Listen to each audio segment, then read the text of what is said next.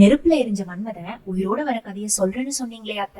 ஓ அதுவாமா, மயிலாடுதுறையில இருந்து மணல்மேடு போற வழியில இருக்க திரு அன்னியூர்னு சொல்ற பொன்னூர்ல தாமா அது இருக்கு. பிரம்மா கிட்ட வரம் வாங்கின தாரகன் அப்படின்ற அசுரன் தொடர்ந்து தேவர்களை கொடுமைப்படுத்திக்கிட்டு வர்றான். தேவர்களால இந்த கொடுமைகளை தாங்க முடியல.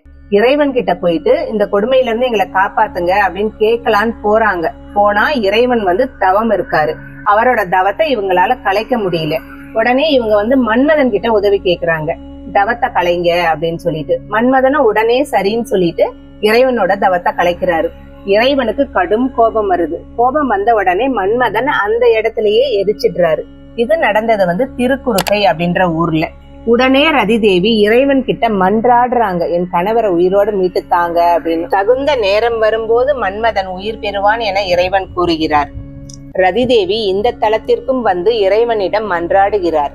உடனே இறைவன் மனமிறங்கி ரதியின் கண்களுக்கு மட்டும் மன்மதன் தெரியும்படி மீண்டும் வாழ்வு தருகிறார். கணவனை இழந்து வாடி இருந்த ரதி தேவியின் மீது சூரியன் ஆசை கொண்டு அவளை தன் வலக்கரத்தினால் தீண்டுகிறான். உடனே கோபம் கொண்ட ரதி தேவி சூரியனின் வலது கரம் முடமாக வேண்டும் என்று சாபமிடுகிறாள். சூரியன் வலக்கரம் இழந்து தவிக்கிறான். பல கோவில்களுக்கு சென்று தன் பாவத்திற்கு விமோசனம் தேடுகிறான். இறுதியில் சூரியன் இந்த கோவிலுக்கு இறைவனிடம் வேண்டி இழந்த தனது வலக்கரத்தினை மீண்டும் பெறுகிறான். இதே மாதிரி இன்னும் நிறைய விஷயங்களை நீங்க தெரிஞ்சுக்கணும்னா சேனலை சப்ஸ்கிரைப் பண்ணுங்க. அடுத்த வீடியோ மறக்காம பாருங்க.